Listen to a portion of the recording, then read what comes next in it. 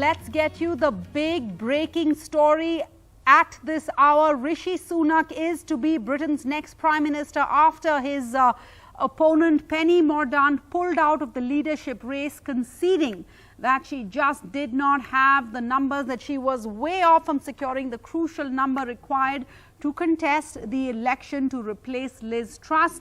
His other rival, Boris Johnson, his former boss, had quit the race a day ago on Sunday evening, citing, quote, an incapability to unite the Conservative Party. That leaves Rishi Sunak getting second time lucky and being handed the keys to 10 Downing Street this evening. Rishi Sunak, who was defeated by Liz Truss in the leadership contest, had and has the public endorsement of more than half of the Tory MPs, while Penny Mordaunt had just about numbers in the double digits, around 26. That was way far below the 100 MP threshold, the minimum needed, the minimum a candidate needed, and they needed to hit this by 2 o'clock in the afternoon UK time, around 6:30 Indian Standard Time, if they wish to make it onto the ballot paper. And just minutes ago, Penny Mordaunt's team called it a day, which means that 7 weeks after losing to Liz Truss in the first Tory leadership contest, Rishi Sunak has emerged a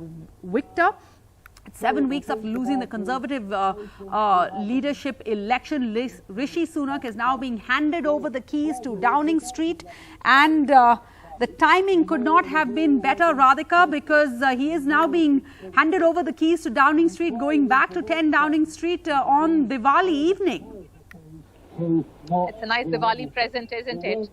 He's been ambitious since June to try and take over as Prime Minister, and finally his moment has come.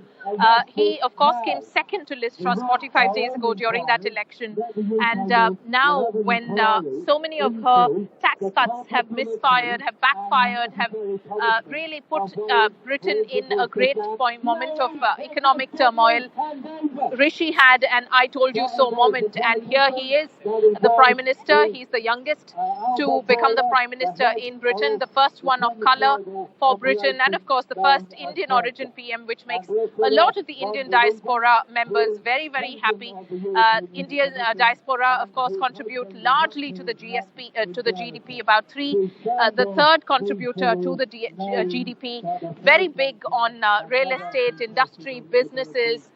There are close to 800 Indian-owned businesses here in the UK, especially in London and Greater London. So for all of these people, the fact that Rishi is Indian origin is, of course, a matter of great pride and honour and a gratifying moment. However, industry point of view, economic point of view, they feel that Rishi could bring some sense of stability in the markets, which have been very volatile and have hit some unprecedented lows, including the value of the pound that plummeted soon after that controversial mini budget was announced by Liz Truss, which now has been taken back.